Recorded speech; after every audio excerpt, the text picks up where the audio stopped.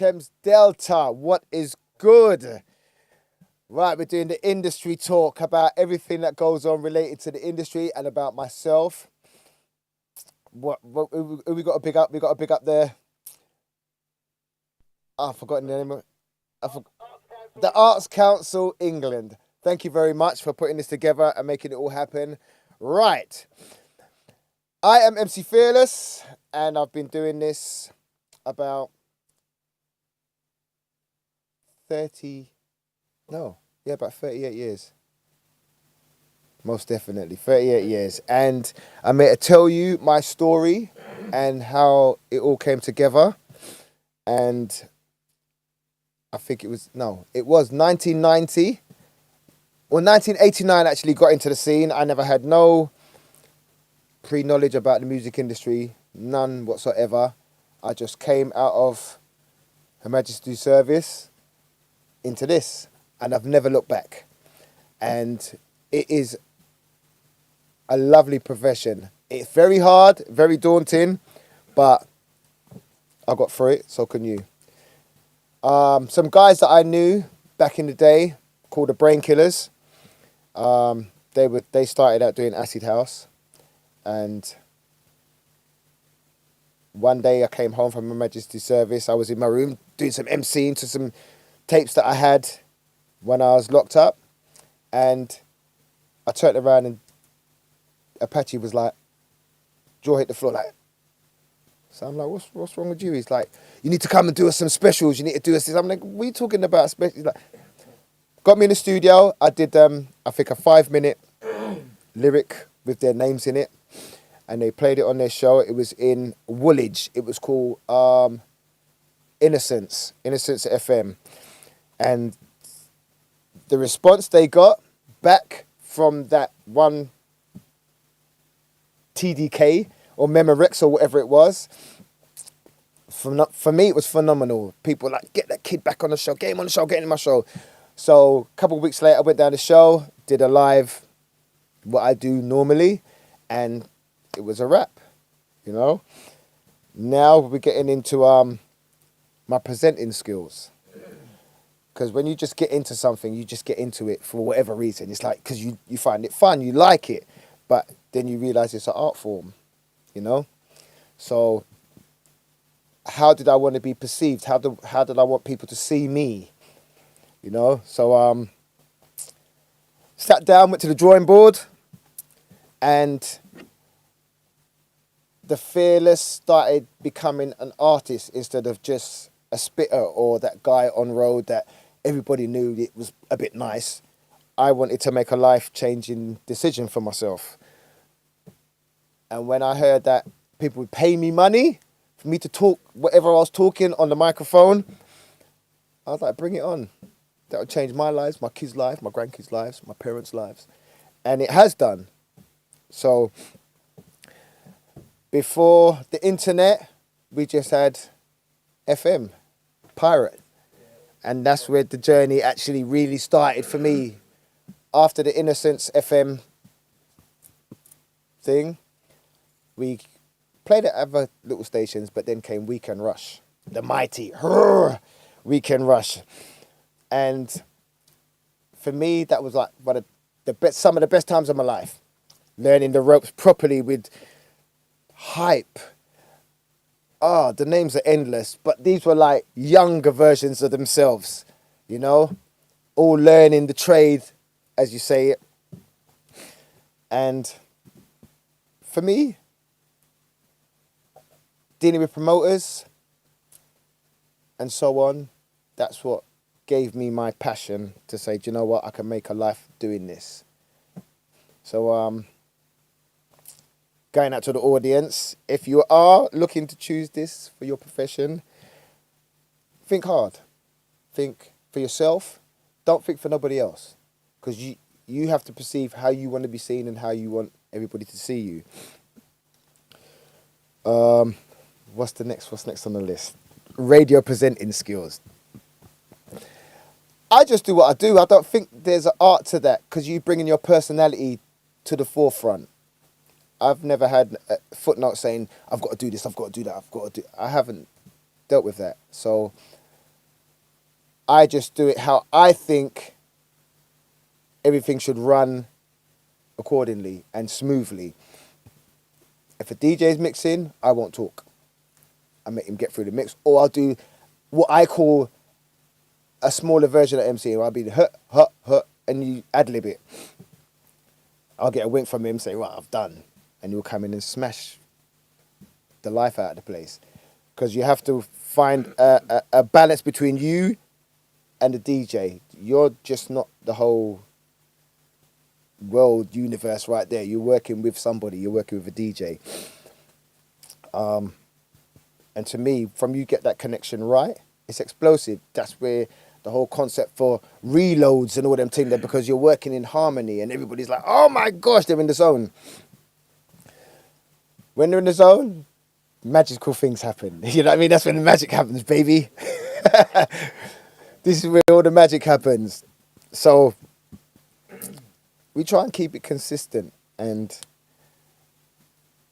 make it always be you, organic.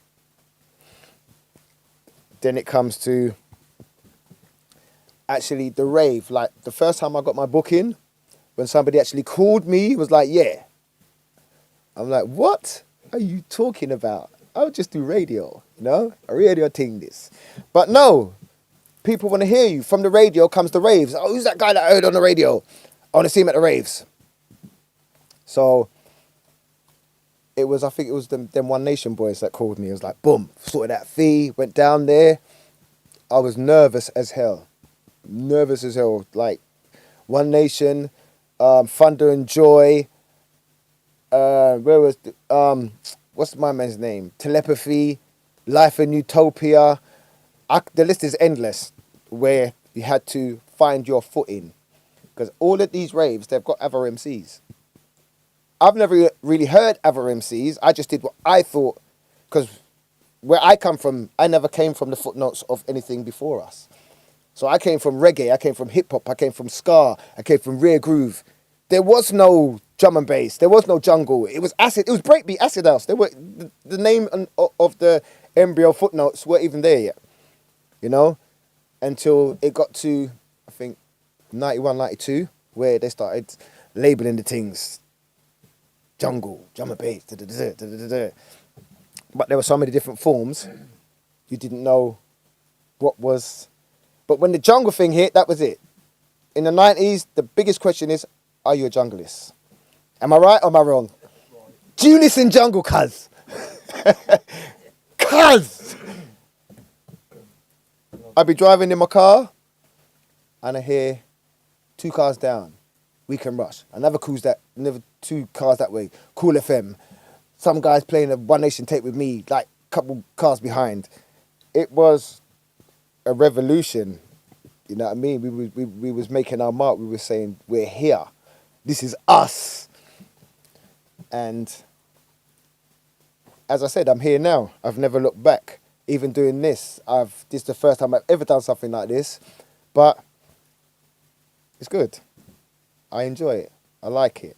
It's got me to the stage where people look up to me and they want to hear my feelings and how I feel about things and whatnot. That's good. It's a good thing. Big up Quest for the platform. This is all part of the process. You get me? So now we get on to radio station, promoters, hitting the raves. In the raves, it doesn't matter what you like. You've got hundreds of thousands of people there that want to see you. When I say you, they mean Fearless, not Wayne. You know, that image that you've brought to the forefront to the stage. And they're like, yeah, that dude's bad. That's the guy that I put out there. When I'm at home, I'm Wayne. Like, from I leave my door, I'm on stage. So, Wayne, close the door, Fearless. Like, from I leave my door until I come back to my door, I'm Fearless.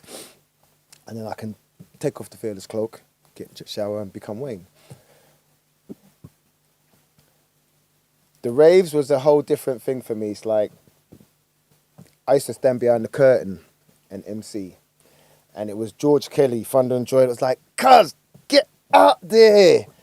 Hey ho, we're at the stage, and I never knew nothing about this. I've seen people do it on the telly on top of the pops and whatnot. I'd never really.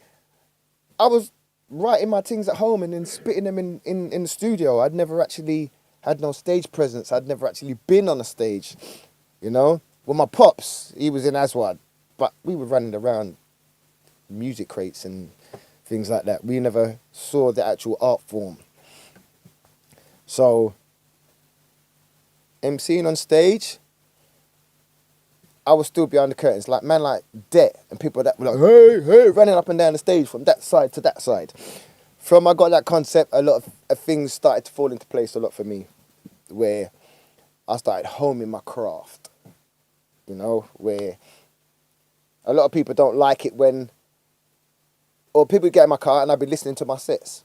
They're like, oh, you're a narcissist, you're this, you're that. No, I look at it like I can see where I can do something a lot more, or I can cut this out, cut that out, and do what I'm doing, you know? So, homing my skills, boom, then you got the stage. Then you have people watching you. You don't want to make a foot wrong. You don't want to say something wrong. But to me, that didn't mean that everybody does. You're human, you know? Everybody makes mistakes. Everybody slips up. To me, the goal is to continue, carry on. That if I just say a misword in my lyric, don't worry about it. Continue. If not, you're going to worry about that, and then you're just going to get out of sync. So, on the stage, mixing that with the MCing and my look as an artist, that packaged up, I thought, cool, let's do this. And through the years, it's just built. You have mishaps. You have people you fall out with. You have promoters you fall out with. You have people that completely want to derail your career. Their soul doesn't take to your soul completely. Those are things that you have to deal with. That's just things in the scene. That's life, you know? And I've tried to build a thing around the fearless thing where I don't have to deal with mugs. I don't have to deal with idiots and fools. In the beginning, you couldn't turn the corner without seeing them because they were there. Knockers, blaggers, all part of the scene. It was all mixed in, and then through the years, it's fizzled out. Now, people here are because they want to be here, you know? And my career has flourished. I've been all over the world. I've been places I can't even bloody pronounce, you know? And yeah, almost 40 years, 38 years I've been doing this, and I've looked back and it's like, raw. I've been to Australia like 5 times, I've been to Japan like 4 times, and everywhere you go different, you get a different experience. People in Australia, Japan, America, Canada, Germany, they rave different, you know? Different languages, different walks of life, different cultures. So I try to be the nicest guy I can be on this drum and bass stage. If I don't agree with something, yo, cuz, come here, sit down, and you talk about it. I see MCs all the time like, oh, mommy's only paying me this, mommy's only... But so why didn't you sort it out from the get-go, from the beginning? From you call me, we set the terms, boom, it's set in stone. That's it. That's all she wrote. With the stage, give me the mic. A lot of promoters out there, as I said, the dodgy promoters, they want to get something for nothing. If you want to get in this game, set your terms so they know from the come through the door, my man's this much, he needs this, or whatever, boom. If you just go in and say, yeah, I'll do it, they think you're going to do it for free. Nothing comes for free. I don't leave my yard for free, you know? Things like this, I'm passionate about. You want to speak to the world, speak to the people, you come to an agreement. Bottom line, always have agreement. He knows what I'm expected and I know what's expected from him. Right, what's the next topic now? Live events. Live events, I've had all my best times on stage. Seriously, apart from when my kids were born. Let me get that right. But yeah, yeah, flying around the world doing live events. and seeing the crowd's reaction to what you're doing, it's priceless. Nothing else in the world. So that's why I've always kept doing it and trying to perfect my craft. I haven't done, well, I have done a couple of music videos. I haven't really ventured in that game. As from this point on, yeah, that's what's been happening. I've been doing a lot of tunes and stuff. So yeah, that's the live event, performing, getting your, what's the word I'm looking for? Getting your image right. Because when you go on camera, you want people to see the person that you've imaged them to see. I think me and Fun, we done a video the other day with, a couple of years ago with Runtings. I've never done a video like that, so I didn't know how things operate, and they've got the drones flying about and whatnot.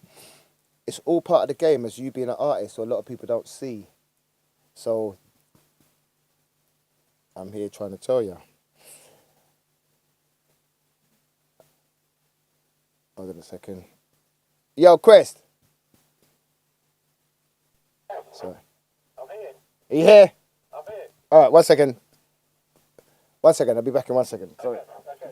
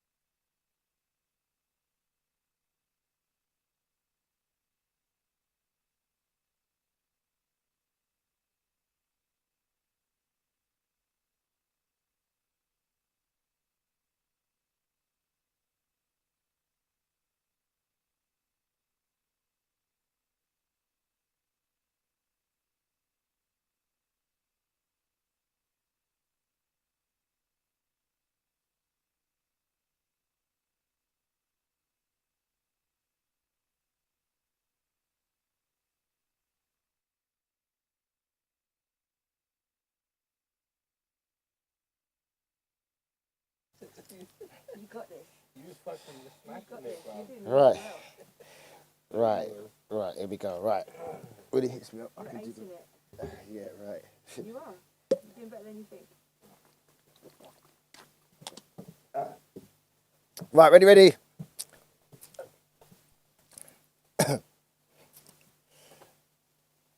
You counting me in? Yeah, we're live. Are we live? We're live. Right, back again at the quick toilet break. Bless up Thames still, one love. Right, then we come to writing and learning lyrics. I've always had my format on writing lyrics. Not everybody's format is the same. I was writing lyrics before the bars and the 16 and 24s, and I was just writing and just spitting. But then you have to format them, register them so people don't thief them. So learning my lyrics, I'd get a draft. I've got pieces, you see, like in the 8 Mile film when you see Eminem on the bus and he's just writing down things he sees, different inspirations, not in any order, any context, just if I see something like bus stop or calf, or you just put that. When you're writing lyrics, I have all my pieces of things that I've written down around me, so that I incorporate in the lyric. So, for instance, with the boom selector, boom, boom, boom, boom selector, this one's going out to each and every raver. Obviously, it's got a rhyme. In different parts of the lyric, your voice will go higher or lower. I put that as my signature. I see a lot of MCs out there, I call them robot MCs. Even if they don't have their phone there, standing there chatting, they're saying it as how they're written it. To me, I think that's a robot style. I'm not knocking it. You need to do that before you find your feet. I can spit a lyric and spit it again, not the same way. That's another way of perfecting your craft. I spit it one way, and then I spit it another way, I spit it another way. All different ways. I could spit that 3 times and you think it's 3 different lyrics. You know? Playing with with the wordplay, the mindset. For me, tips on writing lyrics, it's got to come from the heart. If you're not feeling it, you get writer's block. You're trying too hard. I try not to try too hard. It should be a natural flow. I've gone in places, I'll bust up the whole dance without even doing a lyric. It's not about lyrics. It's not about bars. Everybody's got nowadays bars. Nah, it's not about bars. It's about entertaining the crowd and being one with the DJ. Bigging up people in the house. Yeah, birthday crew. I don't see that a lot no more. I've seen people go up to the MC to ask him and he's like, nah, bro, I'm in the middle of a lyric. You're not being one with the crowd. You're not being one with the atmosphere. You're just there for you. You're MC Mimi. Nobody likes MC Mimi. You don't last too long. You know? I try and host the party and be that guy that keeps everything flowing. Yo, you lot, calm down. Or keep the atmosphere nice. Happy birthday to my girl. And yeah, big up my you. Weed smokers, alcohol drinkers. Make it a party atmosphere. That's also a part of the craft. The party atmosphere. And your lyrics is a main topic of that party atmosphere. I don't really talk about the bad play and them thing there. I'll talk about the party atmosphere because that's the music that we're in, a peace, love and unity thing. Then comes to social media. When I started this game, there was no social media at all whatsoever. Our little, what do they call them, little Nokias, that was our social media. With the little snake. The analog, the analog thing, that was our social media. Everything was done through flyers and pirate radio, you know? And driving down the motorway, sticking out them big-ass posters everywhere until they started finding people. and they stopped doing it. Everywhere you went, little piece of opening on a bus shelter, putting that up. That's how we spread the word before the social media. And a lot of people don't understand that because social media is here now. It's hard for you to grasp the concept of not having a social media. Flyer packs. Go on, cha. Flyer packs. When you come out the rave, you see like hundreds of kids there promoting their thing. Promote. You know? As I said, with the putting up the banners and stuff. It's all part of the image. All part of the image. Yeah, so then you had the tape packs. A main part of the culture. Tape packs. That was our CNN to the streets. Or to our world. Or whatever we were doing. The tape packs from I wrote a lyric and I was satisfied with that lyric. It's all come together, all the little pieces of paper I had. Boom, that's finished product. Then you use that to get on stage, as we mentioned before. Now they're recording your things. This is getting mass produced and put out there. So this is like, for me, you're doing the rave again, but now you're doing it in somebody's yard 20 times a day. They're scrutinizing that tape and, did you hear when he said this? Did you hear when he said that? Like, That's where your fan base comes in. Where I'm on stage and I'll do 2 seconds of a lyric and the crowd will sing the rest. Oh my God, that feeling's so goddamn wicked. I love it. For me, yeah, the tape packs, that's what spread that word. That took it to the pinnacle where I go places around the world, people can't even speak English and they're spitting my bars. I've been to Germany and I got to the dance and I got to the guy. You never told me GQ was there because I could hear this GQ guy coming from the arena, blaring in my head when I went on the stage with some little white guy with glasses. But he'd listened to our tapes for so many years, that was his identity until he got his own. You know? I seen a brother in Germany sound just like Navigator. I'm like, hey, Navi's not here. Like, you see the guy, he's like, how are you doing that, King? It's the game. This is our hip hop, our whatever the genre is. But it's gone to the stage now where we're in the charts now, triggering them boy, they done badadam, badadam. Listen, that's the way things go. Now with the internet, that is your oyster. Before, we had to get hold of somebody to make the tune and then do whatever the other little run-ins were to get it to the pressing plant. And nah, you can do that in your yard. Finished product, couple hours, boop, gone out to the world. No middlemen, no none of that taking your money. So the industry's been good to me. I appreciate you guys. I appreciate everything through my journey. But yeah, a life of drum and bass MC is a very hard one. Nowadays, I don't knock it. Love to everybody. Get yours. Where I look on the internet and I see people that I've never even heard before and they've got millions of views, millions of streams. Wicked! We've got to that stage. We embrace everything. Keep everything going. And it's all love.